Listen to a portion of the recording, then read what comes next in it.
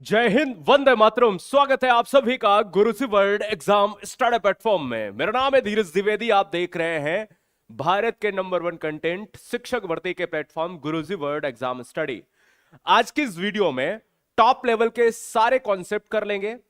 UP TET का जो भी पैटर्न है हिंदी का 30 क्वेश्चन का, वो सब कुछ खत्म हो जाएगा आज की इस वीडियो में। सुपरफास्ट 200 कॉन्सेप्ट ऐसे कर लेंगे कि इस वीडियो के बाहर कोई प्रश्न पत्र बनाने वाला भी प्रश्न नहीं बाहर कर पाएगा। ठीक है ना? आइए, आपका हार्दिक स्वागत, अभिनंदन, इस्तकबाल साथियों, सभी को आदाब, नमस्कार और सभी को जय महाकाल। आइए पहले कॉन्सेप्ट पर चलूंगा।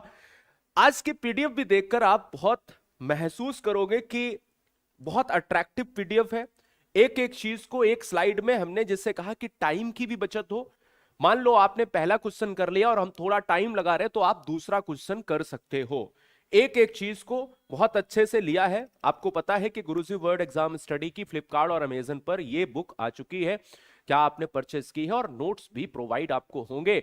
यदि आप बैच में हैं दोस्तों, तो सारी चीजें बुक से लेकर कंप्लीट सब्जेक्ट, कंप्लीट नोट्स। 9628238404 ये हमारा हेल्पलाइन नंबर है। अगर आपको कोई भी समस्या है बुक से लेकर नोट्स और नोट्स से लेकर आपके फुल बैच, तो भैया यूपी टेट एग्जाम को हम बहुत आसानी से क्रैक करा देंगे। सभी सेवारत अध्यापक अध्यापिकाओं का, सभी वर्तमान शिक्षक और शिक्षिकाओं का, और सभी भविष्य के भावी अध्यापक अध्यापिकाएं जो पहली बार फॉर्म भर रहे हैं, दूसरी बार भर रहे हैं, बीएड बीटीसी वाले जितने भी हैं, उन सभी का हार्दिक स्वागत, अभिनंदन, इस्तकबाल साथियों। अब वीडियो क्लिक कर लिया है, स्वागत आपका हमने गर्मजोशी से कर दिया है। गर्मजोशी से आपका अपना रिजल्ट स्कोर कार्ड हमें जरूर बताना कि 200 क्वेश्चन में आपने कितना सही किया। 200 क्वेश्चन लगता कितना है कि बहुत बड़ा नंबर है। मैं आपसे सिंपल सा कहता हूं कि 1-1.5 घंटा दो मुझे, इतना तो टाइम होगा और 30 क्वेश्चन आपके कवर करा दूंगा। पहला क्वेश्चन आपके स्क्रीन पर है कि हिंदी शब्द मूलतः किस भाषा का है। अब कंफ्यूजन ही कंफ्यूजन कि हिंदी शब्द क्या हिंदी का ही है या संस्कृत का है। अब बहुत सारे लोग इस पहले ही क्वेश्चन में एकदम से खत्म हो गए होंगे कि हिंदी किस भाषा का शब्द है। हिंदी एक्चुअल में फारसी भाषा का शब्द है दोस्तों। यानी इस क्वेश्चन का जो राइट आंसर है वो हमारा किसके साथ? ऑप्शन नंबर हमारा सी के साथ। तो हिंदी शब्द जो है, अगर आप नहीं जानते थे आज, अगर आप जानना चाहते हो तो अपभ्रंश नहीं। देखो सिंपल सी चीज समझो, भाषा अपभ्रंश नहीं है।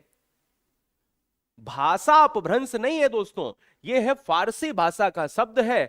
अब आपको यहां पर जान लेना है दोस्तों, क्योंकि आपको पता है कि या तो पारसियन या फारसियन या फिर आप ईरानी। तो सबसे पहले ईरानी ने यानी ईरानियों ने हिंदी का प्रयोग, हिंदी शब्द को दिया, और फारसी भाषा, चूंकि जो ईरानी लोग थे दोस्तों वो क्या बोलते थे?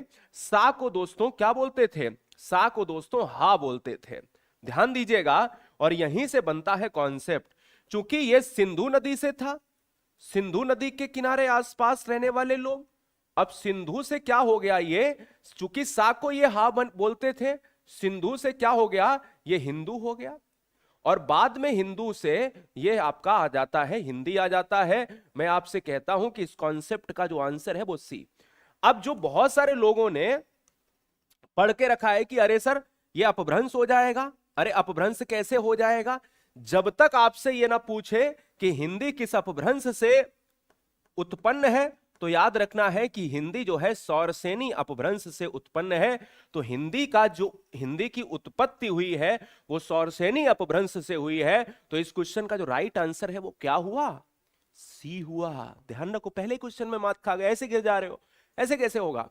अब अगला क्वेश्चन आपके स्क्रीन पर है, भारतीय संविधान के किस अनुच्छेद में हिंदी को राजभाषा और देवनागरी, है ना? सिंपल सिंपल कॉन्सेप्ट तो सबको आते हैं। अब बहुत से लोगों ने इस कॉन्सेप्ट को सही भी किया होगा, इसका मतलब ये नहीं कि सारे लोग इसमें टारगेट कर रहा हूं, नहीं, गलतियां तो होती हैं, ह्यूमन एरर है।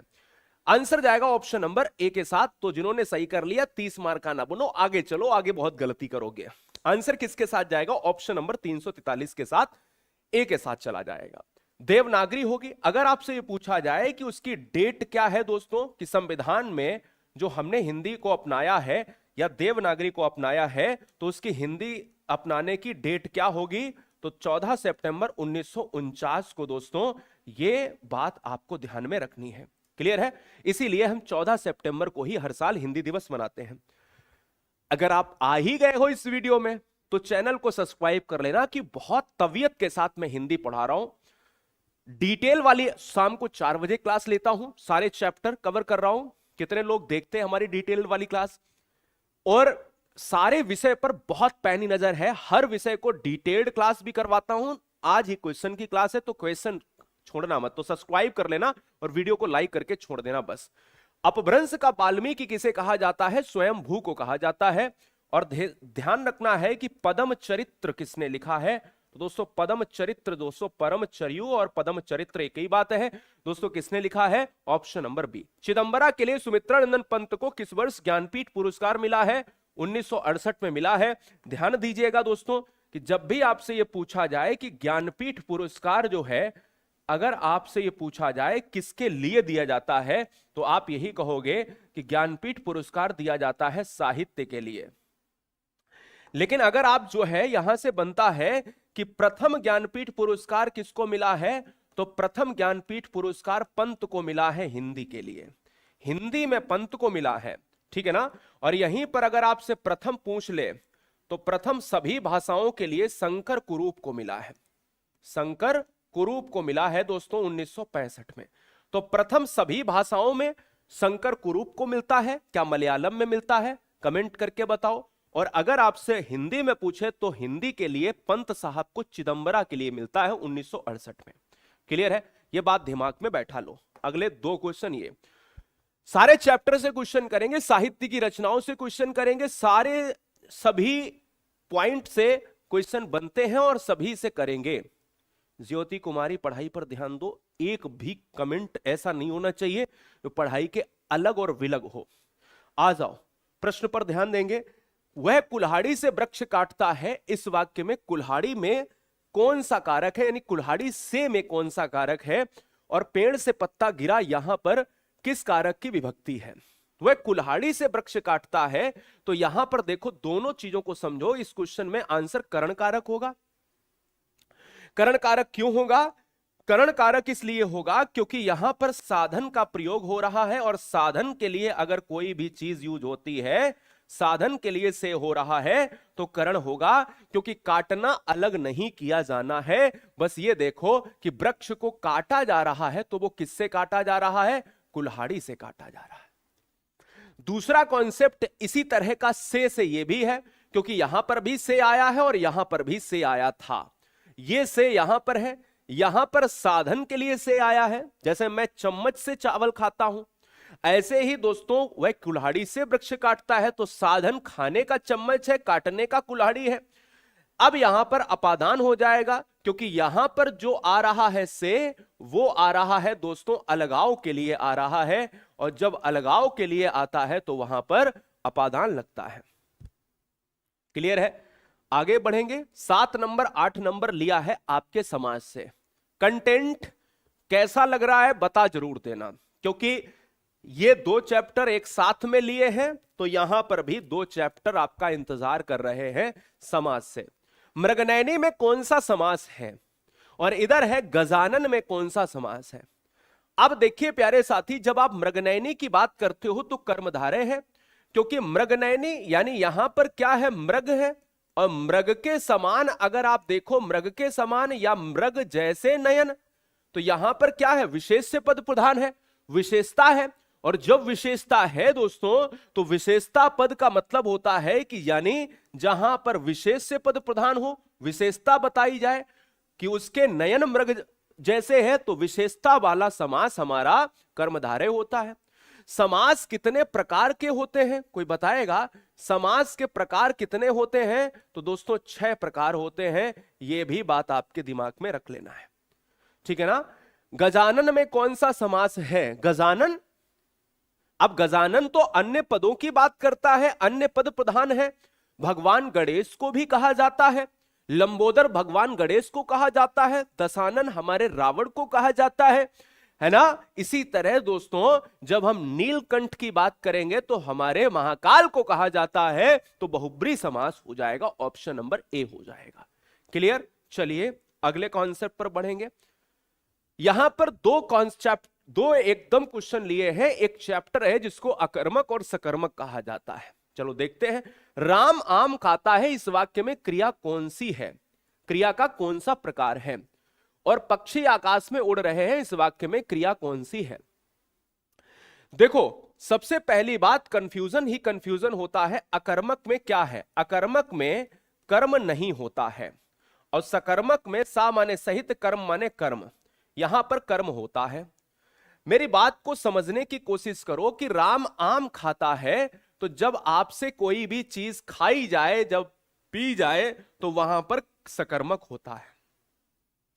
हमेशा याद रखना। एक बार वीडियो अपने दोस्तों में शेयर कर दो, आपसे निवेदन है, सभी पहली बार देने वाले एग्जाम और सभी सेवारतों से इतना तो कर सकते हो ना, लोगों से तो मजा आए कि कमेंट सेक्शन बहुत तेजी से देख रहे हो, हजारों बच्चे जुड़े, तेजी से जा रहा है। थोड़े और जुड़ जाएंगे तो वीडियो की रीच बढ़ जाएगी, वीडियो पहुंच जाएगी लोगों तक।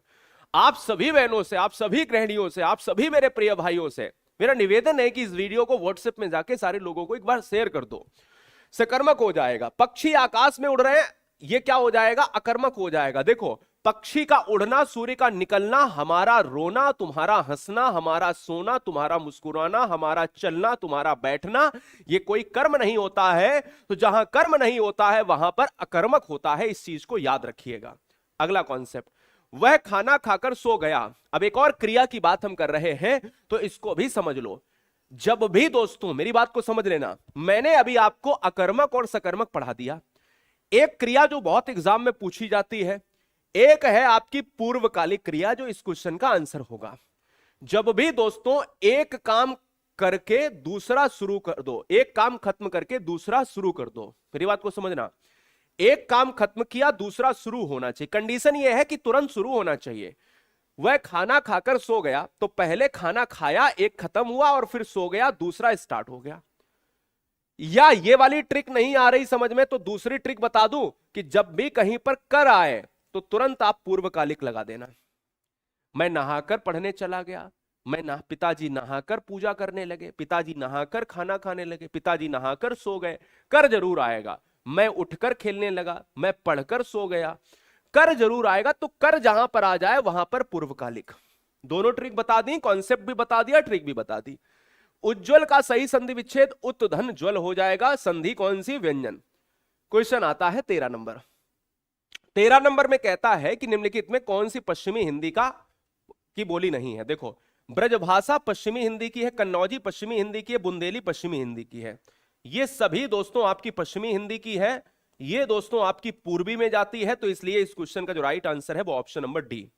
आधा तीतर आधा बटेर लोकोक्ति का मतलब है उचित सामंजस्य का अभाव, छोटा बड़ा होना, बेमेल तथा बेढंगा होना और असंभव होना। आधा तीतर है, आधा बटेर है, समझ ही नहीं आता क्या है, तो बेमेल है, बेढंगा है, बढ़िया नहीं है, सेट नहीं हो रहा। तो इस क्वेश्चन का जो राइट आंसर है वो सी हो जाएगा। मोहन ने पत्र लिखा, इस वाक्य में कौन सा कारक है? अब यहां पर भी आपको एक समास का, यथाशक्ति में कौन सा समास है? मोहन ने पत्र लिखा। अब देखिए, अगर बात करें तो मोहन ने पत्र लिखा, यहां पर अगर आपसे कहा जाए कि इस वाक्य में कौन सा कारक है, तो आप यहां पर बताना, केवल मोहन पर अंडरलाइन अगर मैंने कर दिया, तो जब आप मोहन पर अंडरलाइन कर देते हो तो कर्ता आ जाता है ऑप्शन ए। लेकिन इसके साथ ही साथ उसके कर्म की बात करते हो तो वहां कर्म आ जाता है। तो फिलहाल इस क्वेश्चन का जो राइट आंसर है वो मोहन हो जाएगा। मोहन पर अंडरलाइन किया था। यथाशक्ति में कौन सा समास है, तो इसका ट्रिक नोट कर लेना। जब भी कोई समास किया करो तो उसको तोड़ लिया करो। ध्यान रखे, तोड़ने पर अगर वो संख्या दे तो आप मार दीजिएगा दिगु, और अगर आपका कोई उपसर्ग दे तो दुनिया का हर उपसर्ग वाला जो समास होता है वो अव्ययी भाव होता है। Concept clear? तो एग्जाम क्लियर हो जाएगा। कॉन्सेप्ट याद रखना। उपसर्ग क्या होता है? उपसर्ग होता है जो शब्द के पहले लगता है। अभी आगे हम पढ़ाएंगे, जब अभी हम चल रहे धीरे धीरे, रचनाओं पर भी चलेंगे, सब कुछ देखेंगे, ध्यान से पढ़ते रहिए। बच्चा रो रहा है, यह किस प्रकार की क्रिया है? और राधा ने कृष्ण को देखा, इस वाक्य में किस कारक की विभक्ति है? बच्चा रो रहा है, रोना, सोना, धोना, ये सब क्या? रोना सोना जो है, मुस्कुराना, कोई कर्म होता है? जब कोई कर्म नहीं होता है तो आ माने नहीं, कर्म माने कर्म। चिड़िया का उड़ना, हमारा सोना, तुम्हारा रोना, बार बार बता रहा हूं। तो जब भी कोई कर्म ना हो तो वहां पर अकर्मक क्रिया। भाई रोना सोना कोई कर्म होता है? नहीं। राधा ने कृष्ण को देखा, इस वाक्य में को किस कारक की विभक्ति है? तो कर्ता ने कर्म को, साथ ही साथ डायरेक्ट कह रहा है को, तो कर्ता ने कर्म को हो जाता है। जब कर्म को हो जाता है तो answer is option number B हो जाएगा। अगला कॉन्सेप्ट, रामचरितमानस की भाषा क्या है? रामचरितमानस की भाषा क्या है? तो जब आप रामचरितमानस की जब हम बात करते हैं तो रामचरितमानस को लिखा किसने है? तो रामचरितमानस को लिखने वाला कोई व्यक्ति है, वो है तुलसीदास। और तुलसीदास ने रामचरितमानस को लिखा है। कितने कांड में लिखा है दोस्तों? तो कुल कांड है इसके 7 हैं और अवधी भाषा में लिखा है। तो इसलिए इस क्वेश्चन का जो राइट आंसर है बी है। किष्किंधा कांड सबसे बड़ा कांड है या छोटा है? तो सबसे जो है आपका बाल कांड सबसे बड़ा है। हां ठीक है, और किष्किंधा कांड सबसे छोटा। बहुत बढ़िया है, चलो क्या बात है। अध्यापक ने छात्र को पुस्तक दी। जब दोस्तों पुस्तक दी, एक तो छात्र की बात है, अध्यापक ने छात्र को एक तो पुस्तक देना। तो जब आप दो कर्मक को लेकर आते हो तो वहां पर द्विकर्मक लगाते हो, तो इसलिए विकल्प सी ऑप्शन हो जाएगा। अब यही वाक्य अगर मैं कारक में पूछ लेता तो क्या होता? इसमें इस लाइन में कारक कौन सा होगा? जब किसी भी चीज को देते हैं तो संप्रदान कारक हो जाता है। बात कंफ्यूजन वाली नहीं होनी चाहिए। आगे बढ़ेंगे, धीरे से सब समझ आ जाएगा। चलो ये देखो, वीरों का कैसा हो बसंत, ये कविता किसने लिखी? अब इसमें दो प्रश्न आते हैं। वीरों का हो कैसा बसंत, एक तो इसमें रस बता दो, तो एक वीर रस हो जाता है। वीरों को का हो कैसा बसंत, ये लिखा किसने है? सुभद्रा कुमारी चौहान ने लिखा है। बिखरे मोती किसने लिखा है? सुभद्रा कुमारी चौहान ने लिखा है। ऐसे ही दोस्तों यहां पर रामधारी सिंह दिनकर ने उर्वशी को लिखा है। सुमित्रानंदन पंत ने चिदंबरा को लिखा है। चौराहा में कौन सा समास है? जब कोई भी शब्द हम तोड़ें और उसमें आ जाए संख्या, और संख्या आने पर दोस्तों क्या होता है? संख्या आने पर वो समास हमें संख्यावाची पद हो जाता है और वो समास हो जाता है द्विगु समास। तो answer is option number B हो जाएगा। अगला कॉन्सेप्ट, उसने नहाकर भोजन किया। वाक्य में नहाकर क्या है? सर थोड़ा सा डार्क कर दो इसको, थोड़ा डार्क कर दूं क्या? इसको डार्क कर दे थोड़ा सा, मतलब बैकग्राउंड को बताओ, आंखों में चुभ तो नहीं रहा। उसने नहाकर भोजन किया, तो देखो मैंने आपसे कहा था कि जहां पर भी कर आ जाए तो ट्रिक क्या है हमारी, कि जब भी कोई आ जाए क्या, नहाकर भोजन किया कर आ जाए, तो वो ट्रिक हमारी है पूर्वकालिक क्रिया। या एक काम खत्म हो दूसरा काम स्टार्ट हो जाए तो भी हम प्रेरणार्थक पूर्वकालिक क्रिया लगाएंगे। प्रेरणार्थक क्रिया क्या होती है, नाम धातु क्या होती है, सब बताएंगे। प्रेरणार्थक क्रिया में जब कोई काम तुम दूसरे से करवाओ, मैं अपने जो है मैं अपने सभी काम छोटे भाई से करवाता हूं, या मैंने अपने भाई से पानी मंगवाया। खुद ना करो, दूसरे से करवाओ। अभी इसके क्वेश्चन कराऊंगा, नाम धातु के भी कराऊंगा। हिंदी की आदि जननी कौन सी भाषा है? तो हिंदी की आदि जननी है संस्कृत है। तो आंसर किसके साथ? डी के साथ आ रहा है। बहुत सारे लोगों ने कहा कि सर थोड़ा बैकग्राउंड को डार्क कर दो। चलो एक क्वेश्चन के बाद, एक दो क्वेश्चन के बाद 28 क्वेश्चन के बाद कर देंगे, यानी अगली स्लाइड के बाद। कारक के कितने भेद होते हैं दोस्तों? कारक के 8 भेद होते हैं, ठीक है ना। Answer is option number C के साथ चला जाएगा। समास के कितने भेद होते हैं? समास के भेद होते हैं हमारे 6 होते हैं।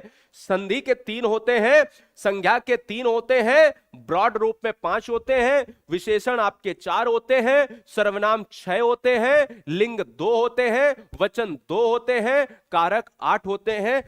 Answer that is option C. Godaan की बात करेंगे, मुंशी प्रेमचंद्र ने लिखा है। और गोदान की बात ही नहीं, यहां पर एक और क्वेश्चन आता है कि इनका अधूरा उपन्यास बताओ। मुंशी प्रेमचंद्र का अधूरा उपन्यास कौन सा है? तो बताइए दोस्तों, अधूरा उपन्यास कौन सा है? मंगलसूत्र है। तो यह क्वेश्चन भी एग्जाम में देखने को मिल सकता है, मंगलसूत्र। क्लियर है? चलिए एक क्वेश्चन आपका और। सीता पत्र लिखती है, देखो यहां अकर्मक है, सकर्मक है, पूर्वकालिक है या द्विकर्मक है। जब भी दोस्तों इस तरह का क्वेश्चन आए तो हमेशा याद रखना है कि कोई काम है, जैसे सीता हंसती है तो कोई काम नहीं हो रहा, लेकिन पत्र क्या लिखती है? पत्र लिखती है, बस यही। अगर जवाब मिल जाए तो सकर्मक हो जाता है। Answer is option number B हो जाएगा। क्लियर है?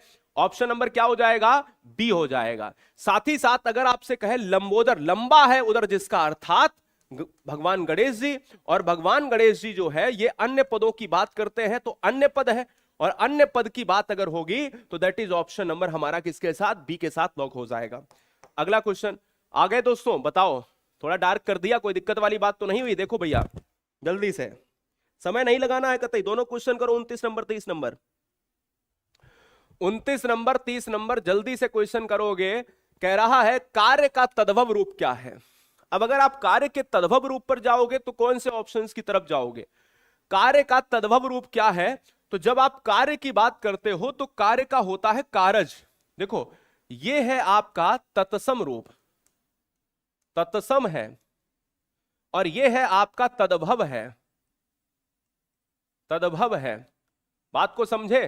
तो कारज ही कहते ना, कारज, कारज ही हमारा तद्भव है, ये है तत्सम। अगले क्वेश्चन पर बढ़ेंगे। मक्षिका किसका तत्सम है? मक्षिका जो है मक्खी का है, मछली का नहीं है। मछली मत्स्य होता है दोस्तों, मछली मत्स्य है, ठीक है ना, ये बात आपको याद रखना है। निम्नलिखित में एक और तद्भव बताओ, 2 क्वेश्चन और तद्भव तत्सम के। चैप्टर सारे के सारे कराएंगे, डिपेंड आपके ऊपर है आप कितना बेहतर तरीके से स्कोर करते हो। निम्नलिखित में कौन सा शब्द तद्भव है? अगर आप तद्भव शब्द की बात करते हो, ये पत्र है, ये भ्रमर है, ये अचरज है, ये अंधकार है। देखो पत्र हमारा तत्सम है, भ्रमर भी तत्सम है, अंधकार भी है, लेकिन अचरज हमारा क्या हो जाएगा? ऑप्शन सी, क्योंकि यही तद्भव है। अब इसका भाई तत्सम भी पता होना चाहिए, तो ये तत्सम में आपका आश्चर्य हो जाता है, ये बात आपको ध्यान में रखनी है। गोमय का तद्भव क्या है? गोमय, देखो एक गेहूं होता है तो गेहूं का होता है गोधूम, क्या होता है? गोधूम होता है। एक गोमय होता है, इसका होता है गोबर, इसका क्या है? गोबर होता है। तो इस क्वेश्चन का जो राइट आंसर है वो ऑप्शन नंबर बी हो जाएगा। क्लियर है? अगले कॉन्सेप्ट पर, अट्टालिका का तद्भव क्या है? एक और क्वेश्चन, फिर अगले चैप्टर पर चलते हैं।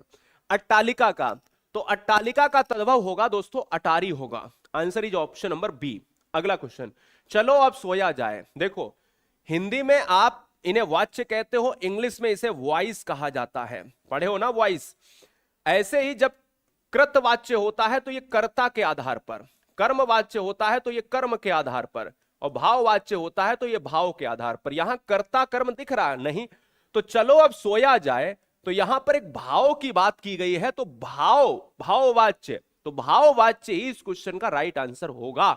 ये बात दिमाग में बैठा लीजिएगा दोस्तों, बहुत बढ़िया, क्या बात है। अगले कॉन्सेप्ट पर बढ़ेंगे। अगला कॉन्सेप्ट आता है ये वाला, तुलसीदास ने रामचरितमानस लिखी, इसे कर्मवाच्य में बदलिए। अब कर्म और कर्ता के 3-4 क्वेश्चन मैं करता हूं, देखिए 4-4 क्वेश्चन हर चैप्टर के मिलेंगे। अब ध्यान देना, यानी 56 क्वेश्चन तक 4-4 चैप्टर मिलेंगे, जैसे 4-4 क्वेश्चन मिलेंगे। जैसे अभी मैंने तत्सम तद्भव के 4 क्वेश्चन कराए थे, जैसे 1 2 3 4, अब इसके 4 क्वेश्चन मिलेंगे, 4 या 5 क्वेश्चन, हाँ 5 क्वेश्चन, अब इसके 4-5, तो एक हमने ये कर लिया।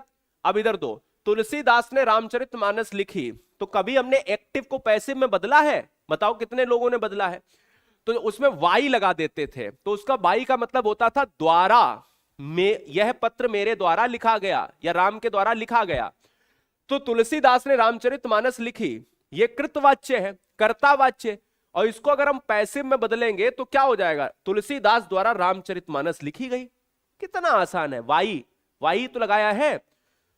जिस वाक्य में कर्म की प्रधानता हो, तो क्या दिक्कत है भाई? तो कर्म की प्रधानता कर्मवाच्य, कर्ता की प्रधानता कृतवाच्य, भाव जो जैसा नाम लिखे वैसा ही, तो कर्म की प्रधानता कर्मवाच्य हो जाएगा। Answer is option number C. एक और क्वेश्चन करते हैं, अशोक ने पुस्तक पढ़ी, सिंपल सा, अशोक के द्वारा पुस्तक पढ़ी गई तो कर्म हो जाता, लेकिन अशोक स्वयं पुस्तक पढ़ रहा है तो कृतवाच्य, कर्ता ही प्रधान है, तो आंसर भी। लो भैया 5 क्वेश्चन हमने इसके भी कर लिए। अब आ जाओ समास पर। समास कह रहा है परमानंद में कौन सा समास है? अब देखो परम है आनंद, तो जहां पर विशेषता है, और विशेषता है तो आंसर दोस्तों किसके साथ? हमारा सी के साथ लॉक हो जाएगा। सी यानी सी के साथ ही इस क्वेश्चन का आंसर हमारा हो जाएगा। आंसर क्या हो जाएगा प्यारे साथी? सी आंसर हो जाएगा। अगले क्वेश्चन पर बढ़ेंगे दोस्तों। अगला क्वेश्चन क्या है? यथाशक्ति में कौन सा समास है? मतलब 60 मिनट के अंदर हमें सारे क्वेश्चन करने हैं। यथाशक्ति में कौन सा समास है? जब आप शब्द के आगे देखते हो हमारा क्या उपसर्ग, तो अव्ययी भाव आता है, आंसर बी। वनवास में कौन सा समास है? वनवास को तोड़ो, अब वनवास को तोड़ोगे तो क्या आएगा? वन को वास, क्या आएगा? वन को बास आएगा, और वन को बास यानी ऑप्शन नंबर ए।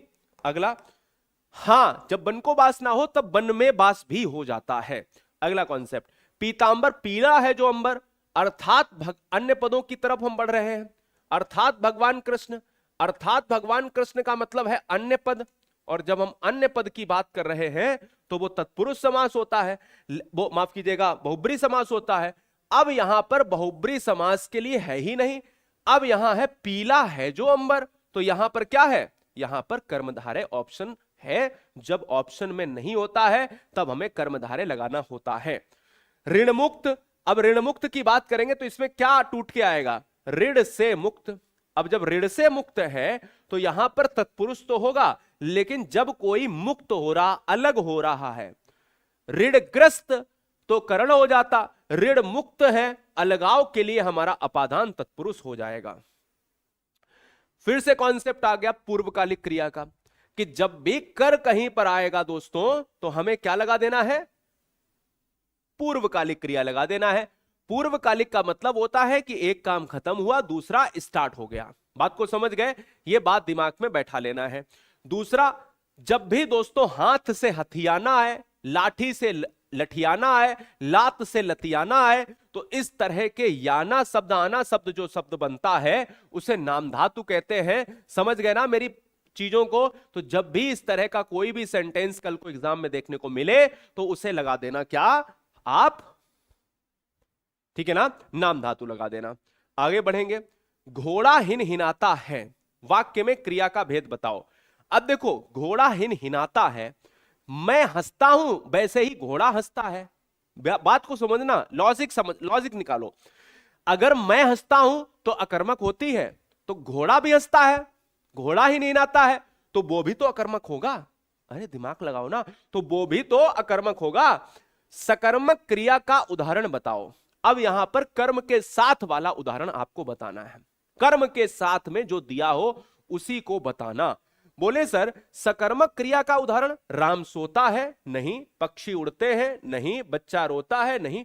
हमने कहा कि जब भी दोस्तों सकर्मक क्रिया की बात होगी तो या तो खाना देखना या पीना देखना या कोई कर्म हो रहा हो तो जरूर देखना।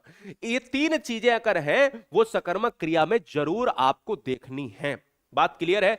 अगला कॉन्सेप्ट, विद्वान का स्त्रीलिंग शब्द क्या होगा? विद्वान की जब हम बात करेंगे तो उसका स्त्रीलिंग शब्द क्या होगा आपको बताना है। विद्वान का स्त्रीलिंग होता है विदुषी होता है। क्या होता है? विदुषी होता है। इसलिए इस क्वेश्चन का जो राइट आंसर है विकल्प बी हो जाएगा।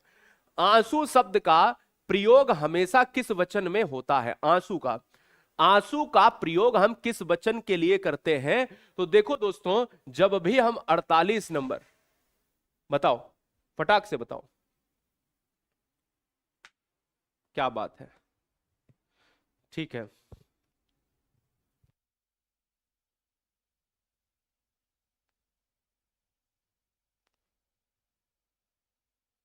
बहुत सुंदर।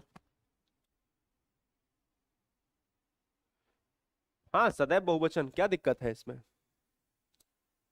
ये तो बहुत आसान है, कई बार बताया मैंने।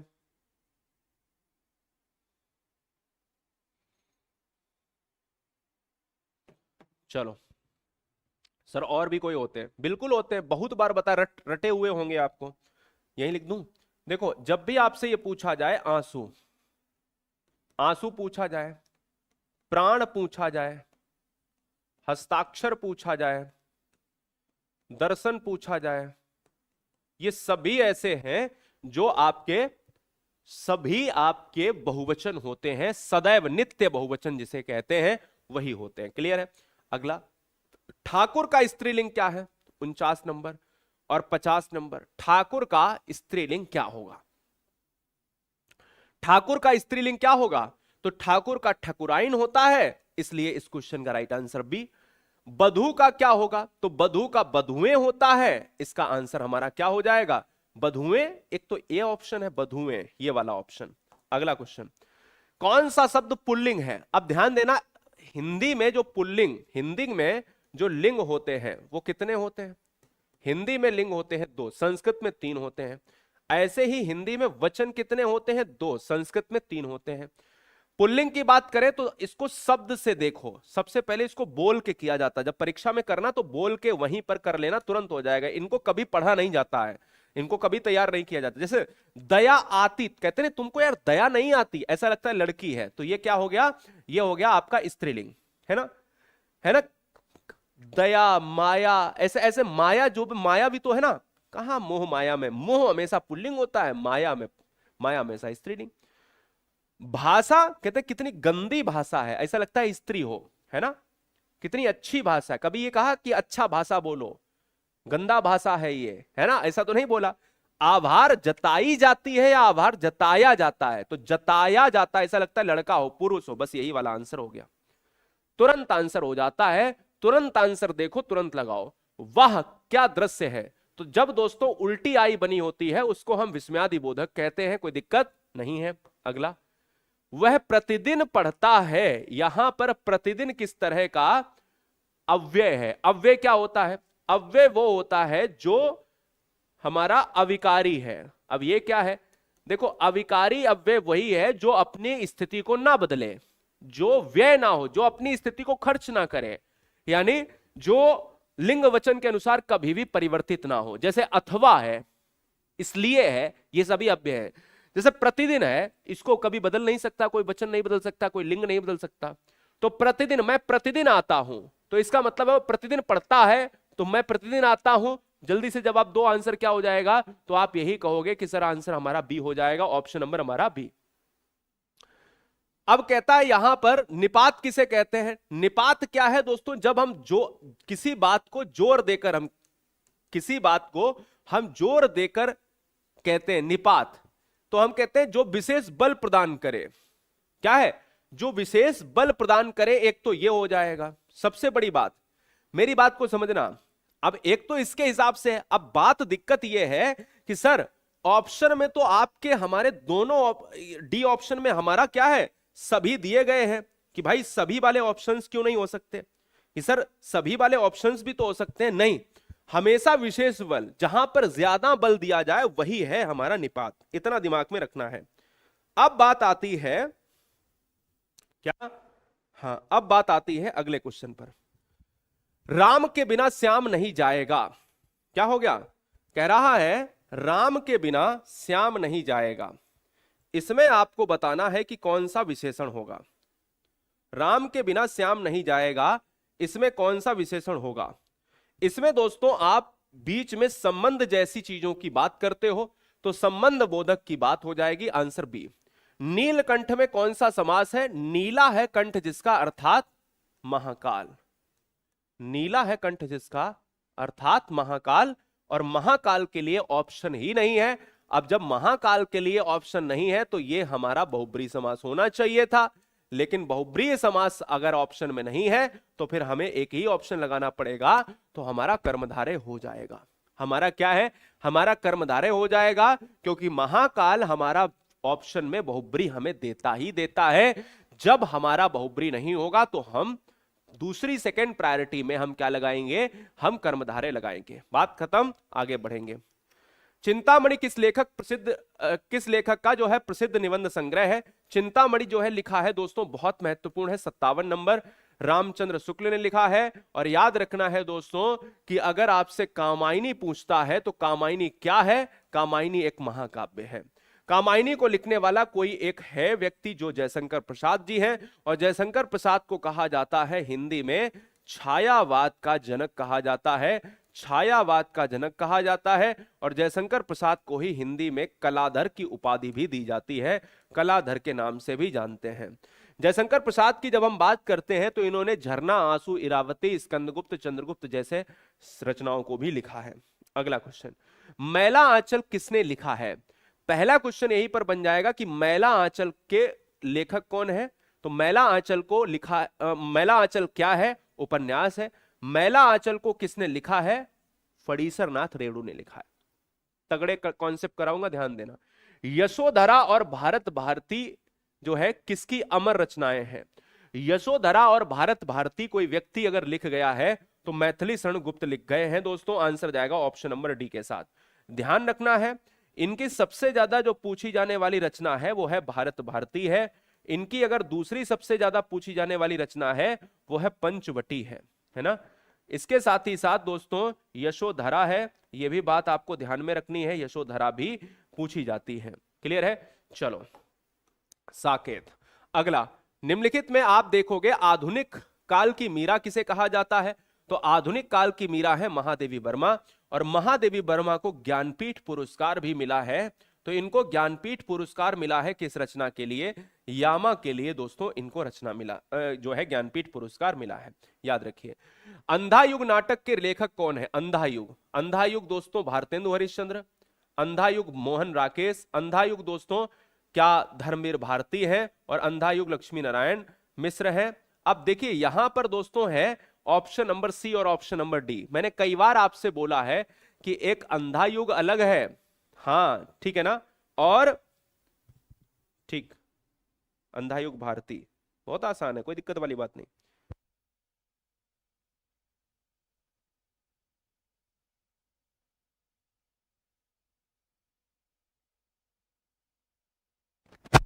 बहुत सुंदर, बहुत सुंदर। देखो कई बार हमने आपसे बोला होगा कि देखो जब भी आपसे ये पूछा जाए, सर और रचनाएं लिखा दीजिए, 2-3 रचनाएं लिखा देता हूं जो ज्यादा पूछी जाती है। अंधा युग, और कौन सी है इनकी रचना? ठंडा लोहा ना, ठंडा लोहा। और कौन सी है? सूरज का सातवां घोड़ा,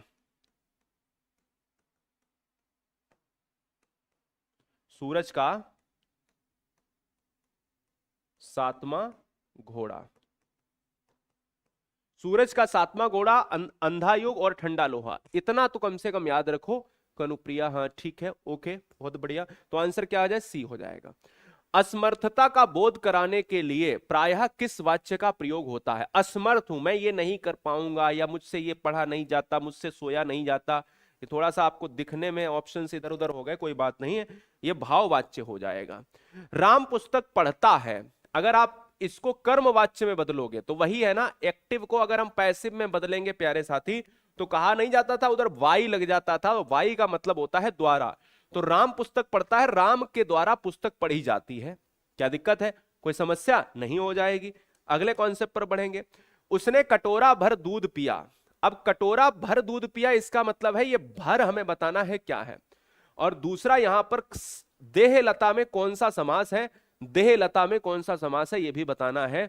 तो उसने कटोरा भर दूध पिया, तो ये है हमारा निपात है, अव्यय है, क्योंकि ये लिंग वचन के अनुसार बदलेगा नहीं। कौन सा? अव्यय वाला निपात। देहलता, तो देहलता का मतलब क्या हो जाएगा? देहलता का मतलब हो जाएगा देह रूपी लता, देह रूपी लता हो जाएगा। तो देह रूपी लता हमारा हमेशा कर्मधारय होता है क्योंकि विशेष से पद प्रधान है। स्वर्ग प्राप्त का सही विग्रह क्या है? स्वर्ग प्राप्त बताइए, कमॉन। स्वर्ग से प्राप्त अपादान, स्वर्ग को प्राप्त कर्म, स्वर्ग में प्राप्त, स्वर्ग का प्राप्त, स्वर्ग का नहीं, स्वर्ग में नहीं, स्वर्ग को हो सकता है, स्वर्ग से नहीं हो सकता, स्वर्ग को प्राप्त है ना। पोटली मार भाई, पोटली मार, पॉकेट मार, तो पोटली मार की बात है, पॉकेट को मारने वाला, कर्ता ने कर्म को, पोटली को मारने वाला। तो आंसर क्या है? ऑप्शन नंबर हमारा ए के साथ लॉक हो जाएगा, साफ साफ दिख रहा है। अगला कॉन्सेप्ट, नरसिंह शब्द में समास बताइए। नरसिंह, नरसिंह अन्य पद प्रधान है, और जब अन्य पद प्रधान है तो यहां पर होना चाहिए बहुब्री होना चाहिए।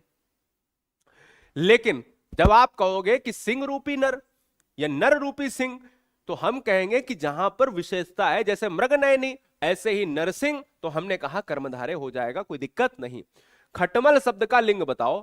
अब अगर आप खटमल शब्द के लिंग की तरफ आप जाते हो तो खटमल कहते खटमल ने काट लिया, या बहुत बड़ा खटमल है ऐसे ही तो बोलते हो, या ऐसे बोलते हो कि बड़ी छोटी खटमल है, ऐसे तो नहीं बोलते हो।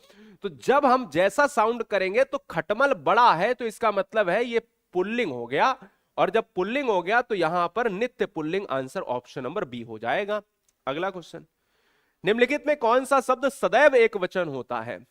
अब सदैव एक वचन की तरफ आप बढ़ोगे तो आप ये कहोगे कि कौन से ऑप्शंस की तरफ जाओगे। जैसे हमने ये कहा था हस्ताक्षर, दर्शन, प्राण, आंसू, अक्षत भी ले लो। हम ये कह रहे हैं कि भाई ये बताओ कि ये सभी शब्द नित्य बहुवचन होते हैं। अब एक समस्या है कि इसमें कैसे छांटें भैया, कि ये वाला जो क्वेश्चन आया है कि इसमें सर कैसे छांटें कि भाई कि नित्य बहुवचन में प्रयुक्त होता है, बताओ। आकाश, ठीक है, ओके। हमेशा याद रखो प्यारे साथी, कई बार यूपी टेट भी पूछ चुका है, जो आकाश शब्द है ना ये नित्य बहुवचन है। दाता शब्द का स्त्रीलिंग क्या है? दाता का हमेशा याद रखना है दात्री होता है, और कई बार एग्जाम में पूछ चुका है, ये इंपॉर्टेंट भी है। क्लियर है, याद रखना है। अगला सूची पत्र बहुत महत्वपूर्ण है, ये भी पूछ चुका है। अब ध्यान देना, यहां से दो क्वेश्चन पूछे थे। एक तो ये पूछा था सूची, एक क्या पूछा था, एक पूछा था सूची और एक पूछा था सूची पत्र। ठीक है, जगह थोड़ी कम है। देखो, एक है आपका सूची, सूची हमेशा स्त्रीलिंग, कहते हैं ना सूची उठा लाओ, सूची गिर गई, सूची चेंज कर दो, बदल दो, ये सब आपका स्त्रीलिंग। लेकिन जब आप सूची पत्र लिख देते हो, सूची पत्र, तो ये क्या हो जाता है, ये पुल्लिंग हो जाता है, इसलिए विकल्प हमारा बी हो जाएगा। वह अचानक चला गया, अचानक कौन सा, अचानक जो है अचानक में कौन सा विशेषण है? वह अचानक चला गया, बताओ। ठीक बात, बहुत बढ़िया, बहुत सुंदर। रीतिवाचक, क्या बात है, रीतिवाचक, ठीक है भाई। देखो, जैसे वर्षा धीरे धीरे हो रही तो भी रीति, जब भी किसी भी चीज के होने का ढंग हो, क्या है, होने का ढंग, तो यहां पर अचानक जाने का एक ढंग है तो रीतिवाचक ही लगेगा। अगला कॉन्सेप्ट, अथवा व्याकरण की दृष्टि से देखो, अथवा को आप लिंग बदल दो, वचन बदल दो, क्या पॉसिबल है? नहीं। तो अथवा एक ऐसा शब्द है, अविकारी शब्द है, और अविकारी जो शब्द होता है उसे ही आप अव्यय कहते हो, माफ कीजिएगा अव्यय कहते हो। Answer is option number D. Clear? अरे तुम अभी यही हो, मैं अरे शब्द में कौन सा अव्यय है? तो देखो, अरे में उल्टा आई लगा है, उल्टा आई विस्मयादि बोधक। अगला, पक्षी का तद्भव क्या है? पक्षी की बात अगर हम करेंगे तो पक्षी के लिए हम क्या है, तद्भव, तो हम कहेंगे कि पंक्षी होता है। ध्यान देना, तद्भव वो होता है जो तत्सम से बना हो, पंक्षी है ना। पुराने लोग जो होते हैं पंक्षी ही कहते हैं, कार्य को कारज कहते हैं, आश्चर्य को अचरज कहते हैं। इसी तरह से पंक्षी का ही तत्सम है पक्षी।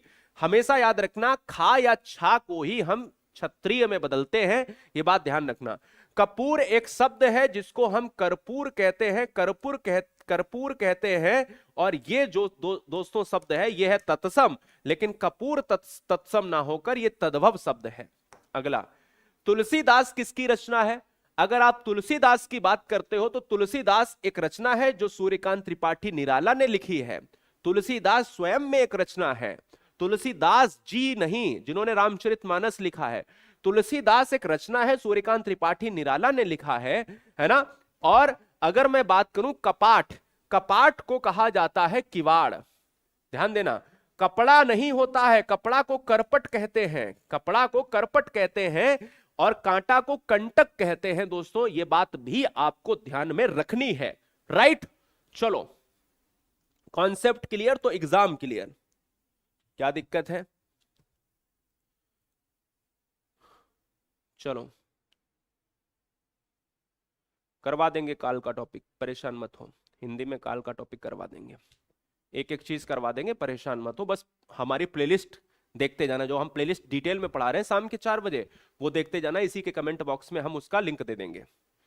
चलो, छायावाद के 4 स्तंभों में कौन सा शामिल नहीं है? देखो, छायावाद की जब हम बात करते हैं तो जयशंकर प्रसाद, सुमित्रानंद पंत, महादेवी वर्मा और सूर्यकांत त्रिपाठी निराला, ये 4 लोग हैं, 4 ही आते हैं, अज्ञे नहीं है। अज्ञे जो है ये आपके आ जाते हैं प्रयोगवादी में आ जाते हैं, तो ये बात भी आपको ध्यान में रखना है। अष्टाध्यायी में कौन सा समास है? तो अष्टाध्यायी की जब हम बात करते हैं 8 अध्याय है तो संख्या है, और संख्या के लिए हम द्विगु समास लगाते हैं, ये भी बात आपको याद रखनी है। उसने आम खाया 83, एक ही क्वेश्चन है इसी उस पे, ठीक है ना। उसने आम खाया, देखो दिख रहा है, एक बार मेरे को बताओ जल्दी से, क्योंकि अभी तक सारे स्लाइड्स में एक क्वेश्चन 2 क्वेश्चन थे, अभी जो है हमारा क्या है, हाँ एक क्वेश्चन है, इसके बाद दो दो क्वेश्चन मिलेंगे, चिंता ना करो। देखो दोस्तों, जब भी ऐसे कॉन्सेप्ट हैं, जैसे सामान्य भूत में चल रहा हो जो कार्य, मतलब जो हो चुका हो, सामान्य होता है नॉर्मली। आसन्न भूत में क्या होता है, ये आसन्न लिखा है, ये आसन्न। आसन्न भूत दोस्तों एग्जाम में बहुत पूछता है, तो ध्यान दो। जैसे जो इमीडिएट रेस्पॉन्स होता है, जो अभी अभी लगभग लगभग अभी थोड़ी देर पहले ही क्या है वो चीज खत्म हुई है। जैसे तुमने काम को थोड़ी देर पहले ही, कुछ क्षण पहले ही काम को खत्म किया हो। जैसे उसने क्या कहा, उसने आम खाया है, तो उसे आसन्न भूत कहेंगे, पूर्ण भूत नहीं कहेंगे, उसे आसन्न भूत कहेंगे। उसने आम खाया है, ठीक है ना। तो इसका मतलब है कि जैसे कोई पूछ रहा है क्या खाया है, उसने आम खाया, दिखाओ क्या खाया, उसने मिट्टी खाई, दिखाओ क्या खाया, ऐसे चीजें ध्यान रखना है। चिदंबरा के लिए सुमित्रानंदन पंत को कौन सा पुरस्कार सम्मानित, यानी कौन सा पुरस्कार दिया गया। अभी मैंने बताया था दूसरा तीसरा क्वेश्चन कि ज्ञानपीठ पुरस्कार दोस्तों दिया गया है, 1968 में दिया जाता है। ध्यान दीजिएगा, चिदंबरा के लिए पंत को ज्ञानपीठ मिला है, कला और बूढ़ा चांद के लिए साहित्य अकादमी मिला है, और लोकायतन के लिए कौन सा मिला है, सोवियत लैंड पुरस्कार मिला है पंत को। कलम का सिपाही जीवनी किसके ऊपर आधारित है, तो प्रेमचंद्र जी के ऊपर आधारित है, और अमृत राय इनके पुत्र हैं। उन्होंने ही मंगलसूत्र जो अधूरा उपन्यास था उसे लिखा है, और कलम का सिपाही जीवनी भी अमृत राय से संबंधित है। अमृत राय कौन है, इनके पुत्र हैं दोस्तों, याद रखिएगा। अगला है झरना और आंसू के रचना के रचयिता कौन है। झरना को लिखा, आंसू को लिखा, स्कंदगुप्त को लिखा, चंद्रगुप्त को लिखा, महाकाव्य जो है आपका कामायनी को लिखा, ठीक है ना, लहर को लिखा। तो ये सभी रचनाओं के जो लेखक हैं, रचयिता हैं, वो है जयशंकर प्रसाद जी हैं, जो जयशंकर प्रसाद छायावाद के जनक हैं। चौपाई छंद के प्रत्येक चरण में कितनी जो है मात्राएं होती हैं। चौपाई में 16-16 मात्राएं होती हैं। दोहा में आपकी 13-13, 11-11, और सोरठा में आपकी 11-11, 13-13 मात्राएं होती हैं। हालांकि अभी छंद और रस और अलंकार के सारे क्वेश्चन हमने इसी वीडियो में ले लिए हैं, परेशान होने की जरूरत नहीं है। ठिठुरता हुआ गणतंत्र किस व्यंग्यकार की रचना है, तो याद रखना है कि हरिशंकर परसाई एक नाम है, और हरिशंकर परसाई ने ही ठिठुरता हुआ, बहुत महत्वपूर्ण क्वेश्चन है यूपीटेट फॉर यूपीटेट के लिए। हरिशंकर परसाई से एक और क्वेश्चन बन सकता है कि हरिशंकर परसाई को कौन सी पदवी प्राप्त है, व्यंग्यकार, व्यंग पर रचनाएं लिखते हैं। क्लियर है, याद रखना है। सुई का तत्सम क्या है, सुई की बात करेंगे, सुई एक तद्भव है। पहली बात तो सुई एक तद्भव है, और सुई एक तद्भव है तो सुई जो है सूची और एक सूचिका। तो सुई के लिए हमें सूचिका वर्ड यूज करना है, क्योंकि सूची और सूचिका में फर्क है। Answer is option number C हो जाएगा। अब मेरी बात को समझो कि जैसे बी और सी वाला जो विकल्प है, ये भी सही माना जाता है, ये भी सही माना जाता है। तो जब हमारा ऑप्शन नंबर डी होगा तो हमारा विकल्प किसके साथ जाएगा, आंसर के साथ डी विकल्प ही होगा। क्योंकि हम ये नहीं कह सकते, नहीं तो विवाद, आप ही सोचो, कॉमन सेंस लगाओ, है ना, यूज कॉमन सेंस। अब देखो सूची और सूचिका दोनों ही है ना, विवाद खड़ा होगा कि नहीं होगा, तो इसलिए विकल्प हमारा डी हो जाएगा। अगला कॉन्सेप्ट, पर्यंक का तद्भव क्या है। अब देखो 4-4-5 क्वेश्चन जो है एक ही चैप्टर से आएंगे। पर्यंक, अब देखो पर्यंक जो है वो पलंग होता है, ठीक है ना। ओष्ठ का क्या है, तद्भव। अब इसको तद्भव के रूप में चेंज करना है, तो ओष्ठ का हमारा होंठ होता है, तो आंसर इज बी हो जाएगा। अगला, निम्नलिखित में कौन सा शब्द तत्सम नहीं है। देखो पार्श्व तत्सम है, पाषाण तत्सम है, पिपासा तत्सम है। अब ये हमारा पाहुना, जिसको हम कहते हैं पाहुना। अच्छा ये बताओ पाहुना का तत्सम क्या होगा, ये तो तद्भव हो गया, पाहन। हाँ बताओ जल्दी से, तब तक अगला क्वेश्चन। इक्षु जो है, हमेशा याद रखना है कि जैसे सा होता है, जैसे छा होता है, जैसे सा होता है, ये सभी ऐसे शब्द तत्सम होते हैं।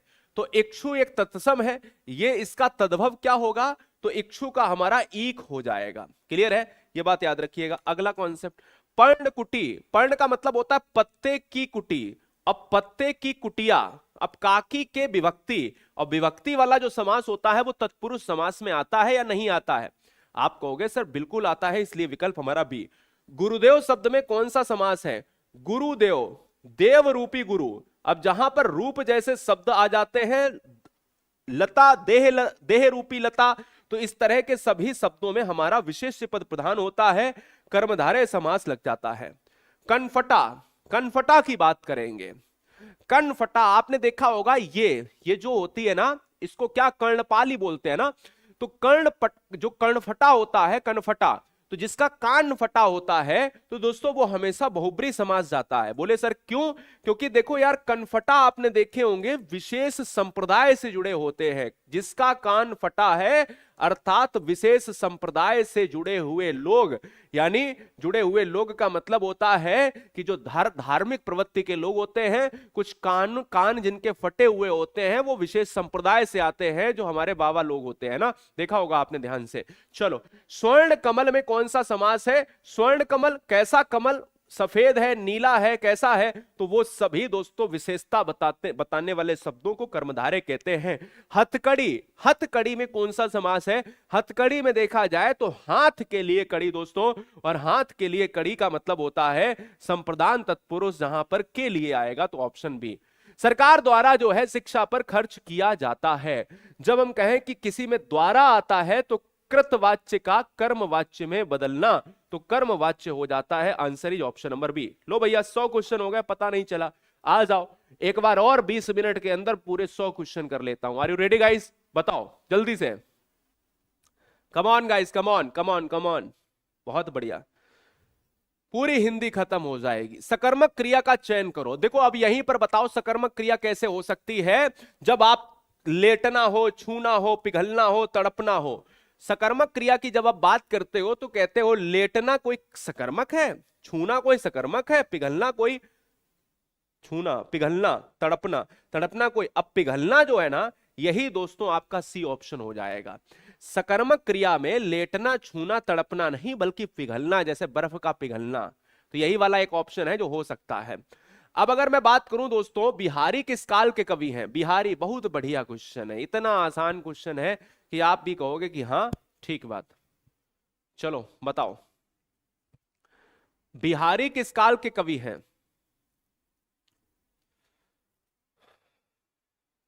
रीतिकाल, बहुत सुंदर।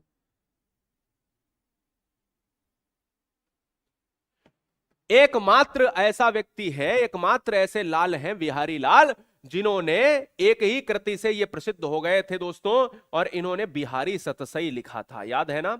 बिहारी सतसई दोस्तों, सतसई दोहे लिखे हैं। सतसई क्या लिखे हैं? बिहारी ने दोहा लिखा है दोस्तों, ये सतसई दोहे से है। 719 प्लस जो है ना, या 700 प्लस जो है दोहे की एक पूरी बिहारी सतसई है। अलंकार का शाब्दिक अर्थ क्या होता है और वाच्य कितने प्रकार के होते हैं?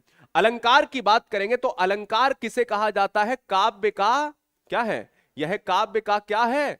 आभूषण है प्यारे साथी। काव्य का क्या है? आभूषण है। तो काव्य का दोस्तों आभूषण है। आंसर इज बी ऑप्शन हो जाएगा। वाच्य कितने प्रकार के होते हैं? वाच्य होते हैं 3 प्रकार के होते हैं, जो मैंने आपको बताया था। एक कर्मवाच्य होता है, एक कृतवाच्य होता है, एक भाववाच्य होता है। ठीक है, अगला कॉन्सेप्ट, इंद्र शब्द का स्त्रीलिंग कौन सा होगा? इंद्र शब्द का होता है इंद्राणी। अब समस्या यह है कि इंद्राणी कौन सा, लेकिन इंद्राणी मारा जाता है ऑप्शन नंबर बी वाला। अगर आते हैं अभिमान शब्द में, लिंग बताइए। अगर अभिमान शब्द की बात करेंगे तो उपसर्ग आ जाएगा, तो अभी उपसर्ग आ जाएगा। अभिमान कैसा? अभिमान नहीं किया जाता या किया जाती, तो हम कहेंगे किया जाता है, तो अभिमान हमेशा पुल्लिंग हो जाता है, ऑप्शन नंबर बी। खिचड़ी कैसा शब्द है? सारे अभी देखो संकर शब्द देख लेंगे, खिचड़ी देशज देख लेंगे, सब कुछ देख लेंगे, परेशान मत हो ना। खिचड़ी कैसा शब्द है? खिचड़ी एक देशज शब्द है। देशज शब्द किसे कहते हैं? देशज शब्द उसे कहते हैं जिसकी उत्पत्ति ना पता हो। ठीक है ना, याद रखना। आजकल शब्द व्याकरण की दृष्टि से क्या है बताओ? आजकल जो है वो व्याकरण की दृष्टि से क्या है? कमेंट फास्ट करो। चलो, हाँ, इंडिजीनियस, वाओ, ठीक है, ओके। चलो, क्रिया विशेषण, बिल्कुल सही बात है, क्रिया विशेषण हो जाएगा जो क्रिया की विशेषता बताएगा। तेज गति से, वह बीमार था इसलिए स्कूल नहीं गया। वह बीमार था इसलिए स्कूल नहीं गया, तो इसका मतलब है कि इसलिए कौन सा अव्यय है? यहां से पूछ रहा है कि भाई ये बता दो कि इसलिए कौन सा अव्यय होगा। तो इसलिए जो है आपका समुच्चय बोधक अव्यय हो जाएगा, answer is option number C हो जाएगा। प्रत्युत्पन्नमति शब्द में कौन सा उपसर्ग है, तो उपसर्ग लगता है आगे, इसमें प्रति है। उपसर्ग क्या है, उपसर्ग शब्द के आगे जुड़ता है, शब्द के क्या है आगे जुड़ता है, प्रति आ जाएगा। अगला है मिठास शब्द में प्रत्यय कौन सा है, मिठास में प्रत्यय है आस, यानी इस क्वेश्चन का जो राइट आंसर है वो ऑप्शन नंबर सी। यद्यपि का सही संधि विच्छेद क्या है, तो यदि धन अपि हो जाएगा ऑप्शन नंबर ए के साथ। अगला क्वेश्चन, उन्मेष में कौन सा उपसर्ग है, क्योंकि आपसे ये पूछ रहा है, क्या पूछ रहा है, उन्मेष में कौन सा जो है आपका क्या प्रत्यय है या उपसर्ग है, माफ कीजिएगा उपसर्ग है, उत। बहुत बढ़िया। देखो उत, अगर देखो यहां पर होते हैं दो उपसर्ग, एक तो उत है, नहीं ऑप्शन में है तो फिर आ जाएगा उद, तो इसलिए विकल्प हमारा किसके साथ, बी के साथ। अगला आ जाते हैं क्वेश्चन पर, आते हैं पद्मावत। अब देखिएगा अगर मैं बात कर लेता हूं दोस्तों यहां पर कि पद्मावत में कौन, पद्मावत महाकाव्य है वो किस भाषा में लिखा गया, पद्मावत को लिखा गया अवधी भाषा में। अब जब बात हुई है पद्मावत की, तो पद्मावत को लिखा किसने है, लिखा है दोस्तों मलिक मोहम्मद जायसी। इसने किसने लिखा है, मलिक मोहम्मद जायसी ने लिखा है दोस्तों, यह बात आपको ध्यान में रखना है, मलिक मोहम्मद जायसी ने लिखा है। अतीत के चलचित्र किसकी रचना है, महादेवी वर्मा की है। और अतीत के चलचित्र ही नहीं, इन्होंने गिल्लू भी लिखा है, इन्होंने एक परिवार, मेरा परिवार भी लिखा है। क्या लिखा है, मेरा परिवार भी एक रचना है। दिख नहीं रहा है ना, पेन चेंज कर दूंगा।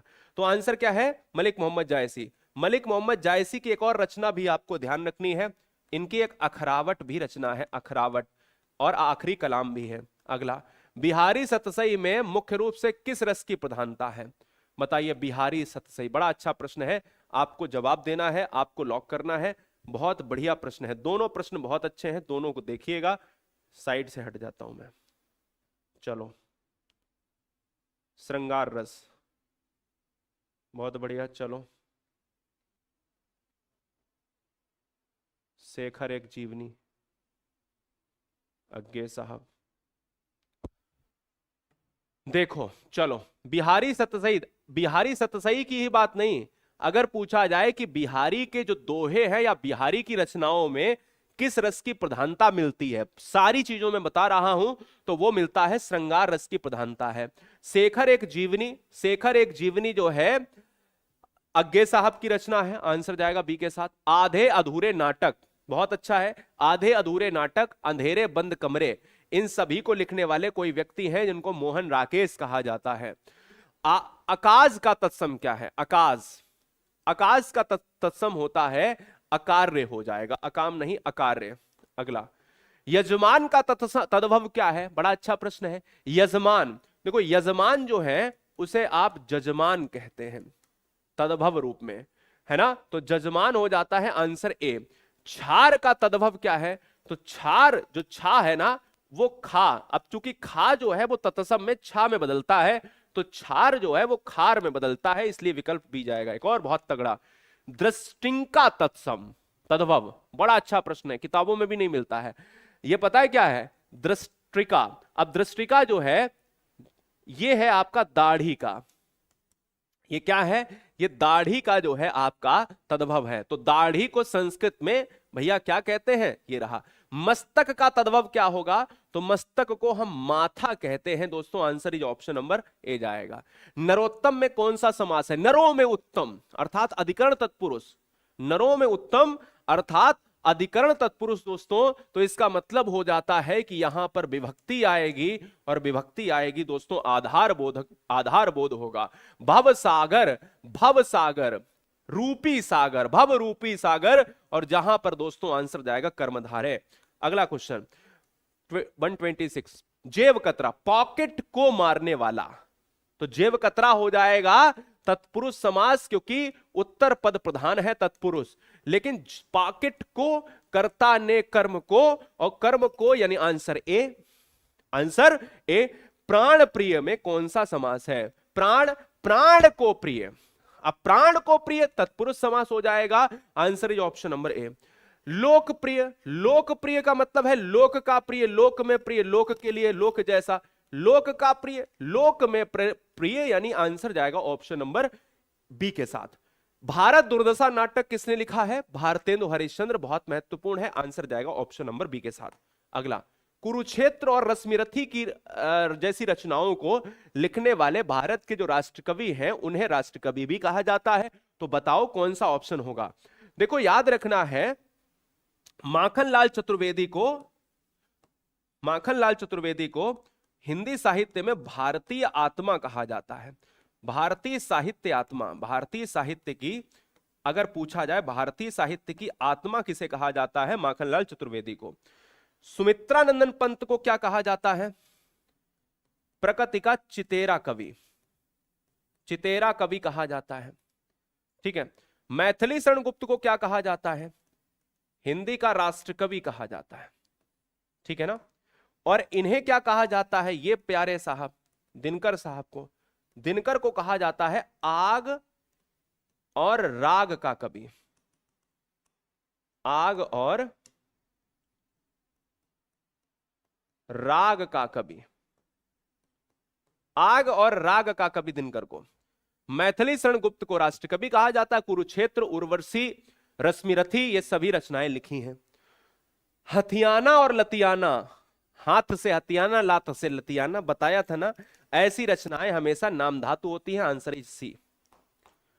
चिड़िया उड़ रही है, इस वाक्य में उड़ रही है ये क्या हो जाएगी? उड़ रही है ये कैसी क्रिया है? चिड़िया उड़ रही है, इसमें कौन सी क्रिया है? उड़ रही है, यानी हम सकर्मक क्रिया लगाएंगे या अकर्मक क्रिया लगाएंगे, समापिका लगाएंगे, असमापिका लगाएंगे।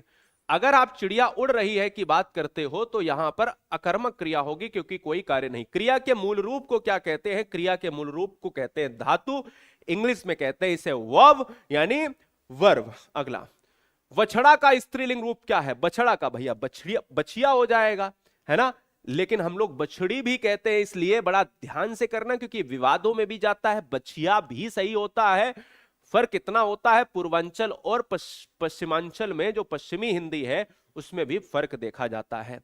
जनता शब्द जो है हमेशा एक वचन में आता है। कभी कभी लगता है कि जनता तो बहुवचन में आ जाएगा, ना जीना, गलती नहीं करना, जनता हमेशा एक वचन में। स्त्री का बहुवचन, स्त्री का स्त्रियां, स्त्रियां, स्त्रियों या स्त्रियां, ये वाला स्त्रियां हो जाएगा। राम घर के भीतर है, के भीतर, अब आपको बताना है राम घर के भीतर है। कमेंट फास्ट करो जल्दी से, चलो भाई जवाब दो फटाक से। ठीक है सर, समुच्चय बोधक हो जाएगा, संबंध बोधक हो जाएगा, समुच्चय बोधक नहीं होता है जब भी आप बात करते हो। हाँ ठीक बात, बिल्कुल सही बात। देखो संबंध बोधक की बात हो रही है, राम घर के भीतर है, answer is option number B. वह कितना सुंदर है। अब देखो बहुत आसान है, जब भी आप उल्टी आई देखते हो तो यहां लगी हो या यहां लगी हो क्या फर्क पड़ता है? विस्मयादि बोधक हो जाएगा। पवन का सही संधि विच्छेद, अब जब पावन हो जाए तो पौ मार दो, पवन हो जाए तो पो मार दो, तो answer is option number B. 140, 141, 142 तीन प्रश्न हमने एक साथ में दे दिए, तीनों करो भैया। एक स्लाइड में 3 क्वेश्चन, अब हम अलग अलग एक एक क्वेश्चन लेंगे, ध्यान देना। अब हम एक एक सिंपल सिंपल क्वेश्चन लेंगे। तो ये बताओ पहले। ओके थैंक यू दोस्तों। देखो भैया, निर्जन में निहिदंजन विसर्ग हो गया, क्या दिक्कत? पुरस्कार में आप विसर्ग लगा दो। तमस में, तमस भीष्म साहिनी का है, क्या दिक्कत हो गई? अब आ जाओ यहां पर 142 हो गया। देखो पहले तो यार गुरुजी वर्ड एग्जाम स्टडी का ये एप्लीकेशन डाउनलोड कर लेना, या दिए गए नंबर पर हाई लिख के भेजना, और उस पर जो भी ऑटोमेटिक लिंक मिल जाए उसको डाउनलोड कर लेना, अगर वाकई में यूपी टेट पास करना है। हिंदी का आदि कवि, अब ये कौन सा क्वेश्चन था? 142, 5-10 मिनट और 143 नंबर ये रहा। हिंदी की आदि जननी कौन सी है? हिंदी की आदि जननी कौन सी है? तो दोस्तों हिंदी की जो आदि जननी है वो क्या है? संस्कृत है, आंसर बी। 143, 144, 144 नंबर ये रहा। हिंदी को राजभाषा बनाने का निर्णय कब लिया गया? तो राजभाषा बनाने का निर्णय लिया गया है 14 सितंबर 1949 को लिया गया है, इसीलिए हम 14 सितंबर को हम हर साल मनाते हैं, हम हिंदी दिवस मनाते हैं। हर साल हम हिंदी दिवस कब मनाते हैं? हम 14 सितंबर को ही हम हर साल हिंदी दिवस मनाते हैं, वो राष्ट्रीय हिंदी दिवस। ठीक है ना, ये बात याद रखिए। हम आ गए हैं 144 से 145 नंबर पर। यहां पर नंबरिंग मिस्टेक हो गई है। एक भारतीय आत्मा, अभी अभी मैंने बताया है कि एक भारतीय आत्मा कहा जाता है माखनलाल चतुर्वेदी को कहा जाता है। और अगर आपने नहीं पढ़ा है तो मैंने अभी अभी बताया था कि भारतीय साहित्य की आत्मा माखनलाल चतुर्वेदी है, जिसको मैंने डिटेल में अभी जस्ट बताया था। याद आ गया कि नहीं? 145 नंबर ये हो गया। 146 नंबर की जब हम बात करेंगे तो यहां पर आता है विराम चिन्ह से। श्री कामता प्रसाद गुरु ने, अब देखो श्री कामता प्रसाद गुरु जी हैं, ये कौन है? ये विराम चिन्ह के जनक हैं। क्या है? विराम चिन्ह के क्या है? जनक हैं दोस्तों, ये बात याद रखिएगा। ठीक है ना, इनके अनुसार 20 जो है विराम चिन्ह दिए गए हैं, लेकिन जो विराम चिन्ह हिंदी में ये लेकर आए हैं वो अंग्रेजी भाषा से लेकर आए हैं। क्लियर है? आगे बढ़ेंगे, आगे बढ़ेंगे तो 146 के बाद हमारा आ जाएगा 147 लाख कुड़ी, है ना। निम्नलिखित में अर्धविराम का चिन्ह कौन सा है? अब देखो, अगर मैं आपसे बोलता हूं, क्या? अगर मैं आपसे बोलता हूं अर्धविराम, तो यहां पर ऑप्शन नंबर सी हो जाएगा। एक ये है आपका अल्पविराम है, अल्पविराम है। ये आपका है क्या? अर्धविराम है।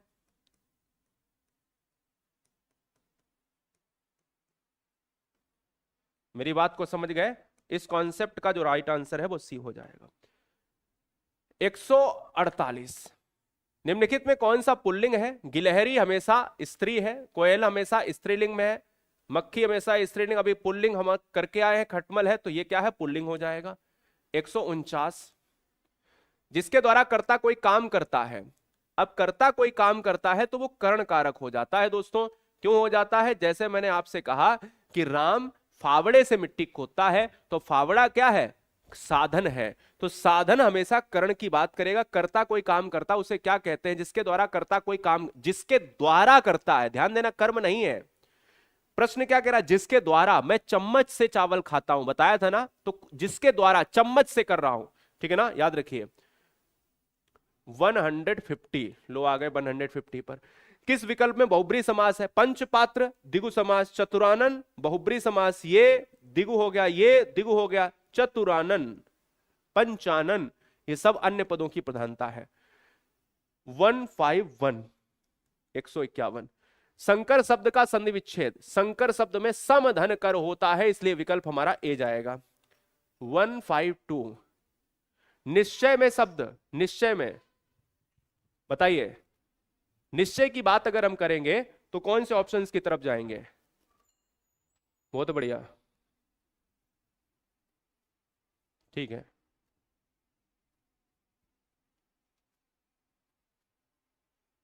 बताओ, अगर निश्चय की बात करेंगे तो नहीं आएगा, और ऑप्शन जाएगा किसके साथ? डी के साथ जाएगा। ऑप्शन नंबर, ठीक है, बहुत बढ़िया। अगले कॉन्सेप्ट पर बढ़ेंगे। 153, खग कुल कुलसा बोल रहा। अब रेखांकित में यहां पर क्या है? कुल कुल। अब ये क्या है? कुल कुल। अब देखो, रेखांकित में क्या, जब भी कोई शब्द है, आवृत्ति आती है, शब्द की आवृत्ति बार बार हो और उसका हर बार अर्थ अलग हो। यहां उपमा है, तुलना होती है। यमक में शब्द आता है, बार बार उसका अर्थ अलग हो सकता है। श्लेष में एक शब्द के अनेक अर्थ और कई शब्द के हर बार अर्थ अलग। बात को समझ गए? तो इस क्वेश्चन में answer is option number C. एक कुल कुल है, एक कुल पक्षी है। ठीक है ना, ये बात याद रखना। उल्का सी रानी। अब यहां पर कौन सा क्वेश्चन है? 153 है, ये है 154।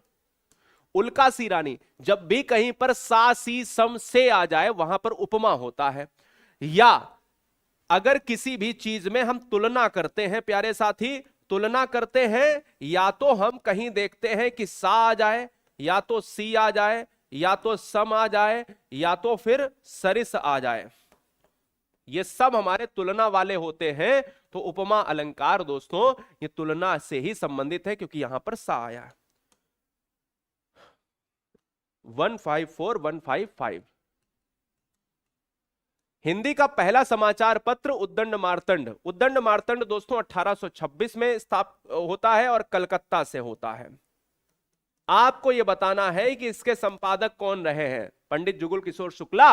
जल्दी से बताओ, कमेंट करके हमें आंसर दो, जल्दी से हमें आंसर दीजिएगा, बताइएगा। भारतेंद्र युग में निकलने वाली पत्रिका का युग्म कौन सा है? तो भारतेंद्र युग में निकलने वाली पत्रिका है कवि वचन सुधा और हिंदी प्रदीप है। आगे बढ़ेंगे।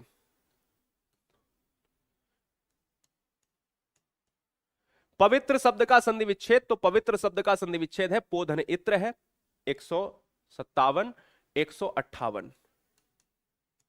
निम्नलिखित में कौन सा समास जो है दिगु समास का उदाहरण है? दिगु समास भला बुरा द्वंद्व है, पंसेरी दिगु है, नवयुवक कर्मधारय है। अब देखो बहुत अच्छा प्रश्न, यहां उपसर्ग लगा है तो कई बार अगर पूछ ले कि अव्ययी भाव बखूबी में कौन सा समास है तो अव्ययी भाव मार दीजिए। नया युवक विशेषता बताया जा रहा है, कर्मधारय हो गया, कर्मधारय, ठीक है ना, कर्मधारय हो गया।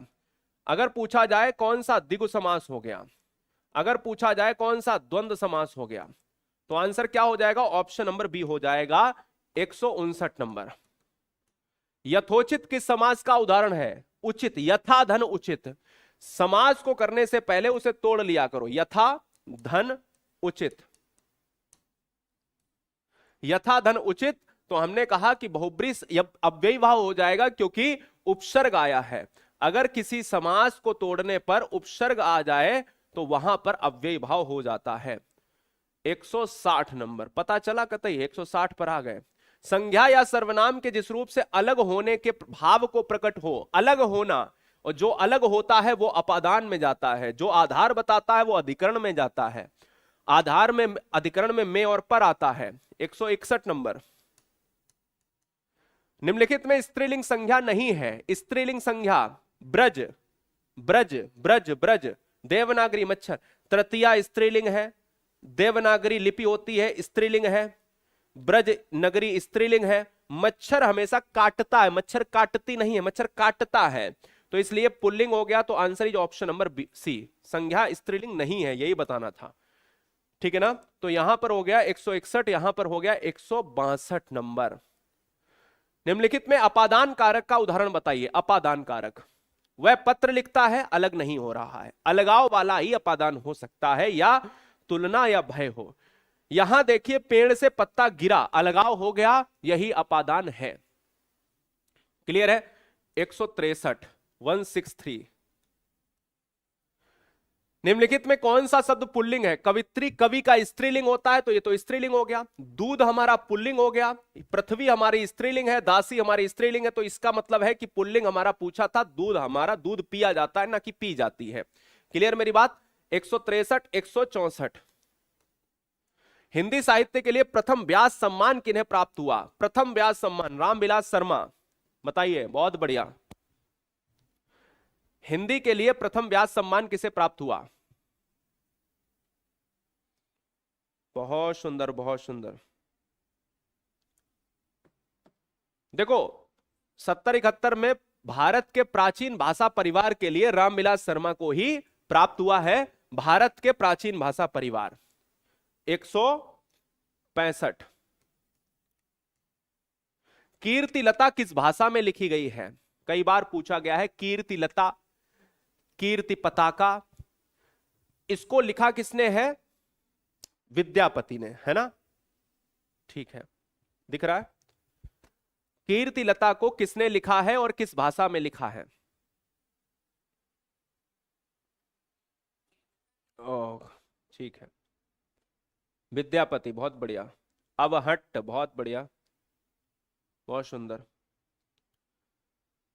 भाई विद्यापति की बात करेंगे तो अवहट्ट, अपभ्रंश, जिसको आप विद्यापति नाम देते हो, विद्यापति, और विद्यापति को कहा जाता है मैथिल कोकिल, मैथिल कोकिल कहा जाता है। अगला कॉन्सेप्ट, सूरदास की कृतियों में भाषा कौन सी है? सूरदास की कृतियों में 166 भाषा कौन सी है? तो ब्रज भाषा देखने को मिलती है सूरदास की। सूरदास में ब्रज भाषा, ठीक है। 167। खड़ी बोली का प्रथम महाकाव्य कौन सा है? नीरजा, कामायनी, साकेत, प्रिय प्रवास। तो प्रिय प्रवास है। किसने लिखा है? अयोध्या, आ गया नाम, अयोध्या सिंह हरिऔध। अयोध्या सिंह हरिऔध ने इसको लिखा है। क्लियर है? अब आ जाते हैं 168 पर। पुस्तकें धड़ाधड़ बिक रही हैं, में धड़ाधड़ में कौन सा शब्द है, कौन सा रूप है? धड़ाधड़ बिक रही हैं, तो धड़ाधड़ बिक रही हैं इसका मतलब है क्रिया विशेषण। क्या है? धड़ाधड़ बिक रही हैं, इसका मतलब है क्रिया विशेषण। बिकना ये बताती हैं कि कैसे बिक रही हैं। अगला क्वेश्चन, अविकारी शब्द क्या है? 169। अविकारी शब्द ही अव्यय है जिसमें विकार ना उत्पन्न हो, जिसमें विकार ना उत्पन्न हो अव्यय शब्द कहलाता है। जो लिंग वचन के अनुसार बदले ना, वही। ये तीनों क्या है? ये विकारी शब्द हैं जिनमें विकार उत्पन्न हो जाए। क्लियर है? 170। निम्नलिखित में कौन सा शब्द क्रिया विशेषण है? क्रिया विशेषण का मतलब समझते हो, जो क्रिया की विशेषता बताता है। नल बूंद बूंद टपक रहा है, रमेश तेज चलता है, रमेश धीरे धीरे चलता है। तो ये क्या है? ये रमेश तेज चलता है, रमेश धीरे चलता है। चलने की विशेषता अगर जो बताएगा, चलना चूंकि क्रिया है, उसकी विशेषता को बताने वाला क्रिया विशेषण कहलाता है। यहां पर आ जाते हैं, 170 था, 171। 20-22 क्वेश्चन और बचे हैं, क्या दिक्कत है? मात्रा के आधार पर स्वर कितने होते हैं? अब यहां पर दोनों तरह से, उच्चारण के आधार पर, मात्रा के आधार पर। बताओ फटाक से। जैसे अगर आपसे पूछा जाए मात्रा के आधार पर, तो एक आपका मात्रा के आधार पर जब आपसे पूछता है तो आप क्या मारते हो? एक आपका ह्रस्व स्वर हो जाता है, ठीक है ना, एक आपका दीर्घ स्वर हो जाता है, एक आपका प्लुत स्वर हो जाता है, एक मात्रिक, द्विमात्रिक, त्रिमात्रिक। तो यहां पर 3 हो जाएगा। वैसे भी 3 होता है, बात को समझ गए? वैसे भी 3 होता है जीवा के आधार पर, अग्र, मध्य, पश्च, ये सारी चीजें आप समझ रहे ना। अब आ जाइएगा यहां पर 172। एक से अधिक वर्णों के मेल को क्या कहते हैं? एक से अधिक वर्ण मिलेगा तो उसे कहेंगे व्यंजन। अक्षर नहीं कहेंगे, अक्षर तो टूटेगा ही नहीं, व्यंजन ही हो सकता है। क धन आ बराबर का बन गया, तो हम कह सकते हैं कि व्यंजन हमेशा स्वरों से मिलकर ही बनता है। 173। जिनका उच्चारण स्वतंत्रता से होता है और जो व्यंजन के उच्चारण में सहायक होते हैं, स्वर है, व्यंजन है, संज्ञा है, विसर्ग है। Come on. तो मैं कहता हूं स्वर हमेशा स्वतंत्र होते हैं। Answer is option number A, 174। ई चाछा जाझा, वहां आदि का उच्चारण स्थान क्या है? ई चाछा जाझा। अब ये क्या है? ये तालब्य होता है, इसलिए विकल्प हमारा सी हो जाएगा। मूर्धन्य टा वर्ग होता है, तालब्य चा वर्ग होता है, कंठ का वर्ग होता है, ओष्ठ पा वर्ग होता है ना। तालब्य में ई और चाछा जाझा वहां भी आता है और साथ में या भी आता है। ध्यान दीजिएगा, तालब्य में एक या भी आता है, तो जिसे अर्धस्वर भी कहते हैं। अगला क्वेश्चन हमारा आता है 175। 175 की बात करेंगे। किस रस को सभी रसों का अधिपति माना जाता है? माधुर्यता किसमें होती है? रसों का अधिपति, या आपसे कहा जाए रसपति, या आपसे कहा जाए रसराज, ठीक है ना, ठीक है ना, या आपसे कहा जाए सर्वश्रेष्ठ रस, या आपसे कहा जाए सर्वश्रेष्ठ रस। तो ये सभी चीजें याद रखिएगा। श्रृंगार रस, श्रृंगार का विपरीत रस भी पूछा जाता है तो मारिएगा बीभत्स रस। अगला है आपका 176। वीर तुम बढ़े चलो, धीर तुम बढ़े चलो, सामने पहाड़ हो कि सिंह की दहाड़ हो। वीरत्व, वीरता जहां पर होगी वहां पर उत्साह होगा, वीर रस होगा और उत्साह होगा, यानी वीर रस का स्थायी भाव होता है उत्साह। स्थायी भाव क्या होता है? ऐसे भाव जो हृदय में सदा सदा के लिए विराजमान हो जाएं, स्थायी भाव। संचारी भाव जो अल्पकाल, क्षण भंगुर के लिए, क्षण थोड़े समय के लिए आप अल्प संचरित होते हैं, संचरण करते हैं और खत्म हो जाते हैं, उसे संचारी भाव कहते हैं। उनकी संख्या होती 33। चलो नेक्स्ट, अगला क्वेश्चन हमारा आता है 176 के बाद 177। जायसी किस धारा के कवि? जायसी प्रेमक खयानक। Answer is option number D, 178। Padmavat किस भाषा में लिखा गया? ऑलरेडी बताया, पद्मावत मलिक मोहम्मद जायसी ने लिखा है, आखिरी कलाम भी जायसी ने लिखा, अखरावट भी जायसी ने लिखा, पद्मावत भी जायसी ने लिखा है अवधी भाषा में। 179 मधुमालती, मंझन। क्या बात है, जवाब दो, पानी पी लेता हूं।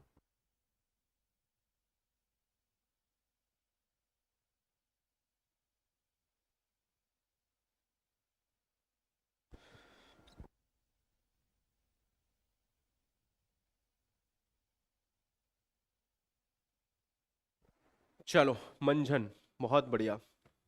मधुमालती की बात अगर हम कर रहे हैं मंझन हो जाएगा इस क्वेश्चन का राइट आंसर भी। 180। हास्य रस का स्थाई भाव क्या है? तो हास्य रस का स्थाई भाव होता है ABC। हास्य रस जिसको देखकर हंसी आ जाए, हास्य हो जाएगा। 181 चमक उठी सन 57 में वो तलवार पुरानी, वो तो झांसी वाली रानी, वीरता। और जहां पर वीरता हो वहां पर वीरत्व, तो वीर रस का स्थाई भाव उत्साह। 182 निम्नलिखित में कौन सा शब्द द्रव्यवाचक संज्ञा है? द्रव्यवाचक संज्ञा मिठाई, ठंड, खटाई और दूध। तो द्रव्य में तो केवल हमारा यही आ रहा है ना, ऑप्शन नंबर ए। 183 गाय कौन सी संज्ञा है? गाय, गाय की बात अगर आप करोगे तो गाय आएगा व्यक्तिवाचक में। गाय किस पे आएगा? व्यक्तिवाचक में आएगा। माफ कीजिएगा, जातिवाचक ऑप्शन है, हाँ। गाय की बात अब यही समझ लो, जातिवाचक ना होता तो व्यक्तिवाचक एक बार लगा देते। जातिवाचक। बोले सर क्यों? दुनिया में बहुत सारी गाय, दुनिया में बहुत सारी भैंस, लेकिन अगर मैं कह देता साहीवाल प्रजाति की, तो वहां पर हमारा व्यक्तिवाचक हो जाता। जैसे वही बात हो गई कि जैसे मैंने कहा किताब, तो हमारा क्या है? जातिवाचक। लेकिन मैंने अगर कह दिया कि धीरज सर की किताब, धीरज सर की किताब, तो मैंने आपसे ये कहा कि ठीक है, धीरज सर की जो किताब है, तो ये वाली किताब, किताब तो दुनिया में बहुत सी है। मैंने कह दिया महाकाव्य, तो हमारा जातिवाचक। लेकिन मैंने कह दिया कामायनी महाकाव्य, तो जयशंकर प्रसाद का हो गया, यूनिक हो गया। जब भी कोई भी नाम लेते हैं तो वो व्यक्तिवाचक हो जाएगा। मेरी बात को समझ गए? तो यहीं पर क्लियर कर दिया है, इसलिए बात को याद रखना है। अगला, अगला क्या है? 183 है 184।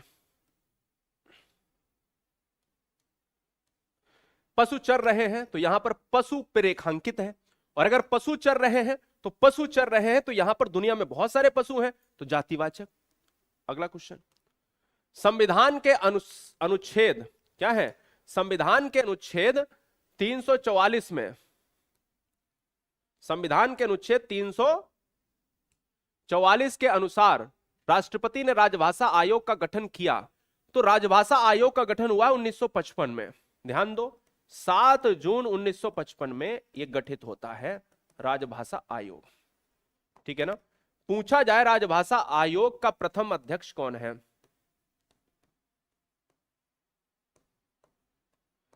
बीजी खेर है, बाल गंगाधर खेर। कौन इसको गठित करेगा? प्रेसिडेंट ऑफ इंडिया, राष्ट्रपति के द्वारा। आर्टिकल 344 का ए। ठीक है, याद रखिए। पराजय शब्द में कौन सा उपसर्ग है? 186 पराजय। पराजय में अगर आप देखोगे तो आप जल्दी से बताओ फटाक से। अरे भाई 186 ना, बताओ। परा हो जाएगा। पराजय में कौन सा उपसर्ग है? परा, बिल्कुल सही बात है, क्या दिक्कत है? जय भी तो है ना, एक जय है, मूल शब्द निकालो ना, जय तो मूल शब्द है। अगला, माधुर्य। 187 माधुर्य शब्द में कौन सा प्रत्यय लगा है? बताइए। माधुर्य, माधुर्य में कौन सा प्रत्यय लगा है? बहुत सुंदर, चलो, या प्रत्यय, बिल्कुल सही बात है। मधुर, भाई देखो, अगर आर्य निकाल लोगे तो फिर क्या बचेगा? या प्रत्यय लगाएंगे, क्योंकि हम सिंपल सी चीज है, हमें एक मूल शब्द भी निकालना है। अब कौन सा है भाई? 187 188 लो, खत्म हो गई वीडियो। सलाका, सलाका के लिए हमें सलाई या सिलाई, सलाई हो जाएगा, सिलाई अलग चीज है। 186 188 189 189। शब्द तत्सम नहीं है, अग्नि है, चतुर्दश है, वत्स है। फूल को हम दोस्तों पहुप भी कहते हैं, तो इसलिए यही तद्भव है। 190। नीली साड़ी में कौन सा विशेषण है? साड़ी कैसी है? नीली। मंदिर कैसा है? प्राचीन। रोटी कैसी है? गोल। तो इसका एक गुण है। अगला 191। बहिर्मुखी शब्द में कौन सा उपसर्ग है? बहिर्मुखी शब्द में उपसर्ग आता है, मुखी के पहले बहिर आता है जो हलंत वाला है। 192। अलंकार, अलंकार को अगर आप तोड़ोगे उपसर्ग में तो अलम निकलेगा, ये हलंत वाला। अलम धनकार, ये वाला जो है आपका वो आभूषण है, आभूषण है। अलम आंसर इज डी। 193। चंद्रमा सी अलौकिकता वाले घनश्याम तुम्हें मेरा प्रणाम। तो इसका मतलब है जहां पर सासी शेषम आता है वहां पर उपमा अलंकार होता है। 194। नाक का मोती क्या है? नाक का मोती क्रांति से बीज दाड़िम का समझकर भ्रांति से, अगर यहीं से पढ़ लोगे तो भी आंसर आ जाएगा। नाक का मोती अगर है यानी कहता है बीज दाड़िम का, अनार का दाना जो है क्या है, उसको समझकर मोती ही रुख लेता है मुंह में, देखकर सहसा हुआ सुख। तो है ना, सुख है ना, सोचता है अन्य सुख ये कौन है। तो भ्रांति जब हो जाए दो चीजों में तो भ्रांतिमान अलंकार होता है। अगला क्वेश्चन है 194 के बाद 195। मुदित महीपति मंदिर आए, सेवक सचिव सुमंत बुलाए। यहां पर सा आवृत्ति हो रही है, यहां पर मां आवृत्ति हो रही है। तो यहां पर क्या हो जाएगा? जहां पर वर्ण की आवृत्ति होती है, वर्ण रिपीटेशन मोड में होता है, वहां पर अलंकार अनुप्रास होता है।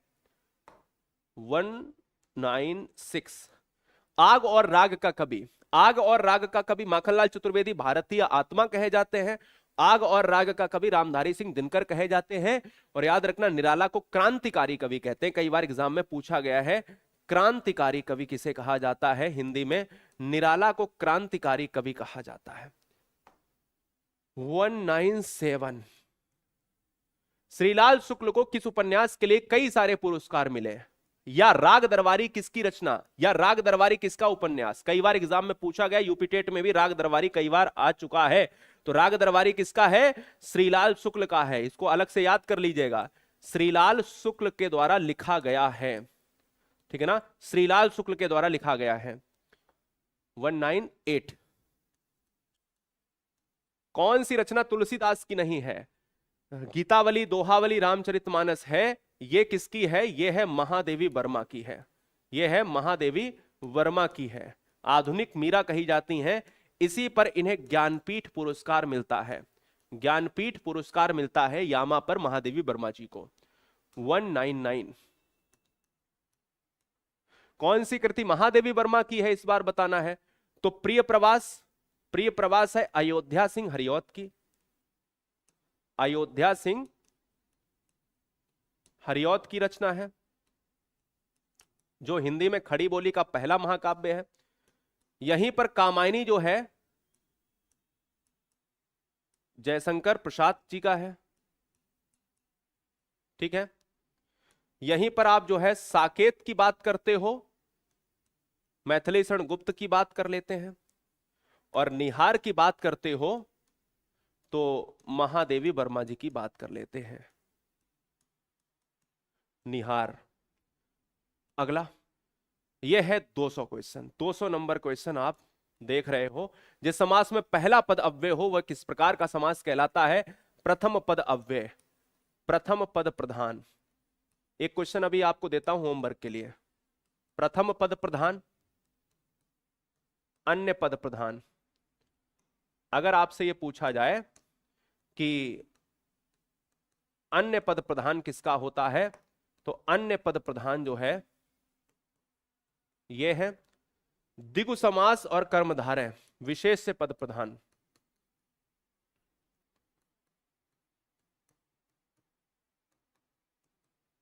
द्विगु समास की बात अगर हम कर रहे हैं, संख्यावाची पद प्रधान।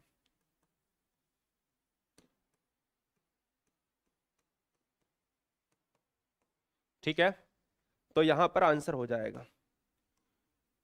और ये क्वेश्चन आप 201 मेरे को दीजिएगा HW में, होमवर्क में दीजिए। आज की क्लास आपको कैसी लगी? पहली बात, क्लास में जो हमने कंटेंट दिया है वो देखो एक बार, कंटेंट कैसा है। स्टार्टिंग से देखना, पूरा कंटेंट आपको पता चलेगा। एक स्लाइड में दो दो क्वेश्चन, खट खट खट खट खट खट खट खट, है ना? कितने जबरदस्त तरीके से स्लाइड्स देखो आप, स्लाइड्स आप देखो। स्टार्टिंग से अगर आप ये 200 कॉन्सेप्ट देख लेते हो ना, तो जो व्याख्या मैंने करी है ना, वो बहुत तगड़ी व्याख्या करी। आप स्लाइड्स देखो, आप केवल अगर आप स्लाइड्स पे देखते जाओगे ना तो मजा आ जाएगा। देखो स्लाइड आप, एक एक चीज को बहुत अच्छे से करने की कोशिश करी है मैंने। टाइम ज्यादा मैंने नहीं, मैंने 2 घंटे बोले थे इस वीडियो में, लेकिन 1 घंटा 30 मिनट मैंने पूरे लिए हैं। तो आप जब आते हो ना तो पूरी चीजों को सही तरीके से आप खत्म कर लेते हो। पूरे हमने 100 कॉन्सेप्ट कराए हैं। गुरुजी वर्ड एग्जाम स्टडी का एप्लीकेशन डाउनलोड कर लेना, ये वाली बुक भी ले लेना आपके पास, और हमारे नोट्स आ रहे हैं हैंड रिटन में, ठीक है ना, याद रखिएगा। साथ में दोस्तों क्या है, ब्रह्मास्त्र बैच में तो सब कुछ मिलेगा। बुक तो आपको दे चुका हूं मैं, नोट्स भी आपको मिल जाएंगे। सारे लोग है ना, नोट्स पढ़ लोगे यार 5-6 दिन में तो आपका कंप्लीट हो जाएगा सब कुछ। बस पढ़ने वाला हो। 9628238404 ये नंबर मेरा नोट कर लो। इस पर कोई भी जानकारी हो तो इस पर ले लेना, टीम आपको गाइड कर देगी, ठीक है ना? ये नोट कर लेना, 9628238404।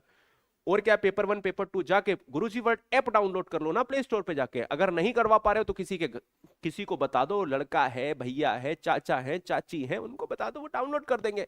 रजिस्टर कर लेना, है ना? कभी कभी लॉग इन नहीं कर पाते, रजिस्टर नहीं कर पाते, चिंदी भर का काम होता है।